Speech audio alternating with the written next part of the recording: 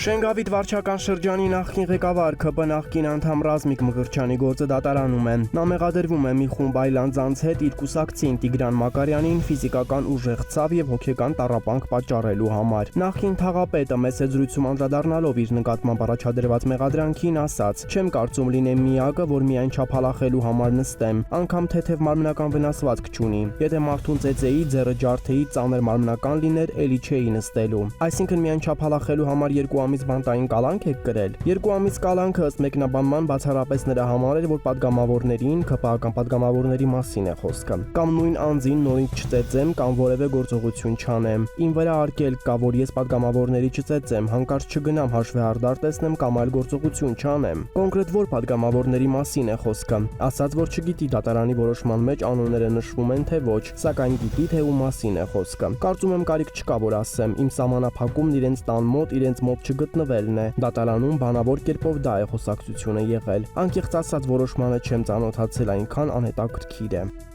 ԵԿՄ նախագահ Սասուն Միքայելյանին ՔՊ վարչությունը նախորդին այո է ասել։ Նա ընդգրկվել է ՔՊ նախընտրական ցուցակում որպես պատգամավորի թեկնածու։ 3 մասնակցել է ՔՊ վարչության նիստին եւ հարցաքննվել վարչության կողմից։ Մեզ ասացին, որ 20 հոգանոց վարչությունից որևէ մեկը հարց չի տվել Միքայելյանին։ Միայն Նիկոլ Փաշինյանն է հետաքրքրվել։ Եթե պետք լինի կհրաժարվես մանդատից հրամանատար։ Միքայելյանը պատասխանել է. «Կարամ հիմա էլ հրաժարվեմ, մանդատն ի տակ դարագոյ», որից հետո ձայների մեծամասնությամբ հավանություն են տվել Սասուն Միքայելյանի թեկնածությանը։ Հիշեցնենք, որ Միքայելյանը ընդգրկված էր նախորդ վարչության կազմում։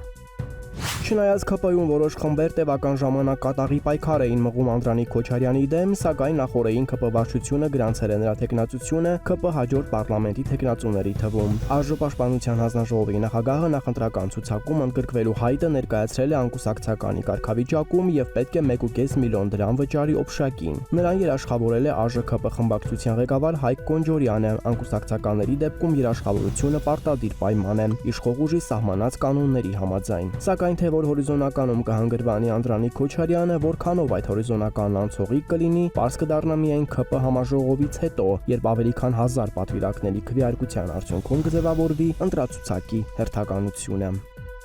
Նախորդին գրել էինք, որ առաջին նախագահ Լևոն Տեր-Պետրոսյանի հիմնադրած ՀԱԿ-ում քաղաքական ուժերի հետ անցկացված կոնսուլտացիաներից հետո եկել են այն եզրահանգման, որ միայնակ են մասնակցելու 2026 թվականի ընտրություններին, միևնույն ժամանակ բաց են համագործակցության համար այլ ուժերի եւ անհատների հետ։ ՀԱԿ-ում կարծում են, եթե միավորում, ապա իրենց առանցքի շուրջ։ Կուսակցությունն ուրբաթ օրը Holiday Inn հյուրանոցում նախատոնական միջոցառում է անցկացնելու, որի ընթացքում կոնգրեսը կհայտարարի 26 թվականի խորհրդարանական ընտրություններին մասնակցության ձևաչափի եւ վարչապետի թեկնածուի մասին։ Որոշ տեղեկություններով ձևաչափը միայնակ մասնակցելն է, իսկ վարչապետի թեկնածուն ՀԱԿ փոխնախագահ Լևոն Զուրաբյանն է։ Փորձեցինք այս տեղեկության վերաբերյալ մեկնաբանություն ստանալ ՀԱԿ անդամ Արամ Մանուկյանից, սակայն նա հարցը լսելուն պես հանկարծակի եկավ ու պատասխանեց. չեղավ, ապա հորդորեց մասնակցել միջոցառմանը, որտեղ ամեն բան պարզ կլինի։ Փաստորեն չէ քերքում։ Մանուկյան անդրդվելի մնաց կրկին հորդորելով մասնակցել միջոցառմանը։ Հիշեցնենք, որ կուսակցությունների մասնակցության դեպքում ընտրագրավի չափը 7.5 միլիոն դրամ է, դաշնիկների դեպքում 15 միլիոն։ Եթե սրան գումարենք նաև քարոզչության համար անհրաժեշտ գումարները,